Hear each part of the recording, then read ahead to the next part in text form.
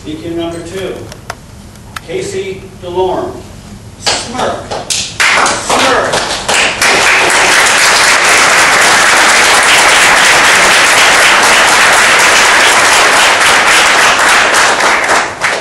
Fellow Toastmasters, honored guests, my chin is 5 feet from the floor. I know this because many of the most important people in my life are exactly 5 feet tall. And they fit very nicely under my chin when we stand close.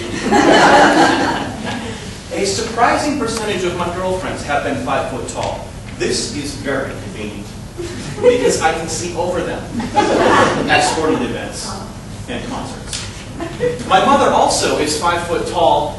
I suppose Dr. Freud would have something to say about that one.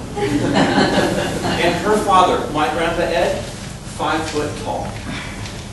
But for what Grandpa Ed lacked in height, he made up for with sheer toughness. The man began his career as a Seattle area lumberjack, before safety equipment, before chainsaws. And he went on to build an empire featuring sawmills, warehouses, and trucking companies. And there was his presence. Picture this. I saw the movie The Godfather and thought, my Grandpa Ed could whoop all over the Corleone family. But it would have been a very, very boring movie because Grandpa Ed rarely ever spoke. We'd have 10 grandkids all playing on the living room floor, and the noise would reach a threshold. And you wouldn't so much see or hear as feel the newspaper lower until his eyes peered over the top. And a hush would follow the room. And my grandmother would cackle from the kitchen, "You kids got too loud again, didn't you?" And then I saw it. The smirk. And it said, "I just pulled a good one over on you." And the fact that you don't get it, even funnier. More smirk. My cousin Thor, named for a god, has the best Grandpa Ed story of all of us. He bought a little Toyota pickup truck when he was 17, and the transmission went out. And the dealership said, not covered under the warranty. Word traveled, Thor got a call from my grandmother.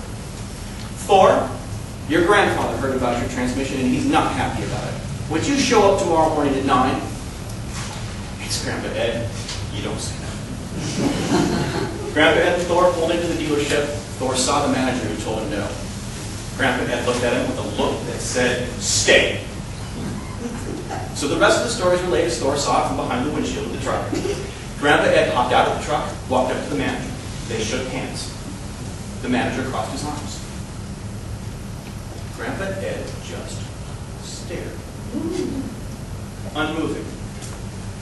The way that a mongoose looks at a dog.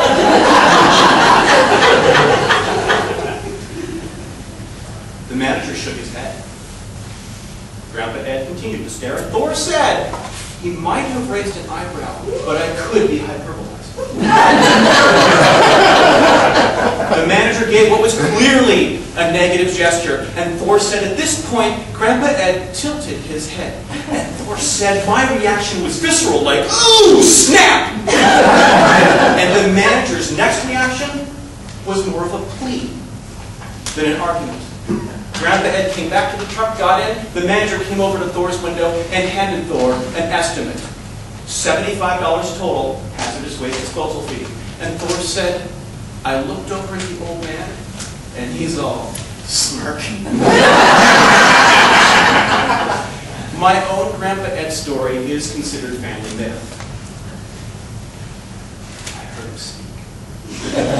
I had volunteered to take my grandfather to his cardiologist appointment in town. And my grandmother, want to guess how tall she was? 5'8". No. My grandmother was like 5'8". You think my whole family's the same height?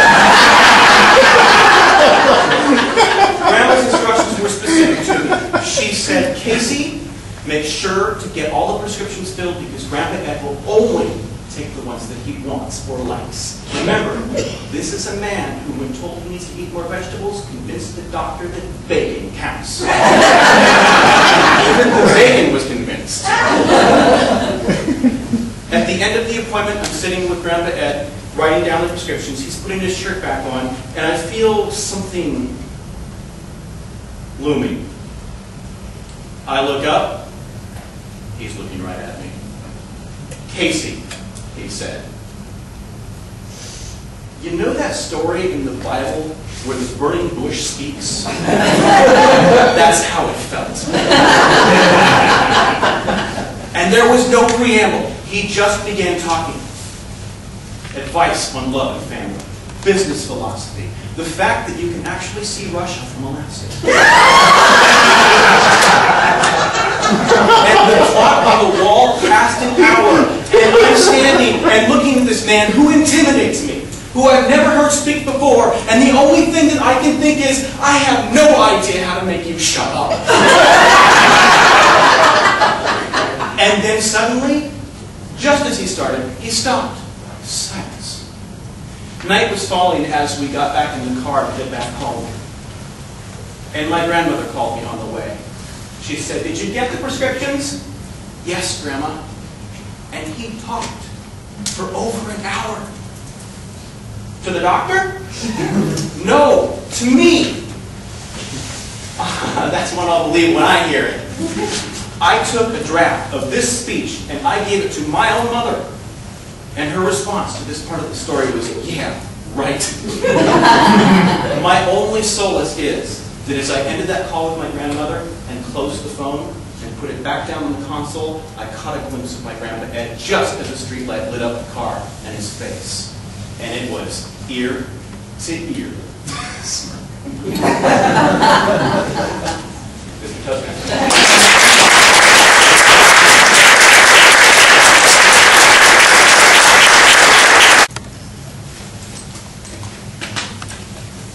Speaker number 3, Donna Kuhn. Dress for success. Dress for success.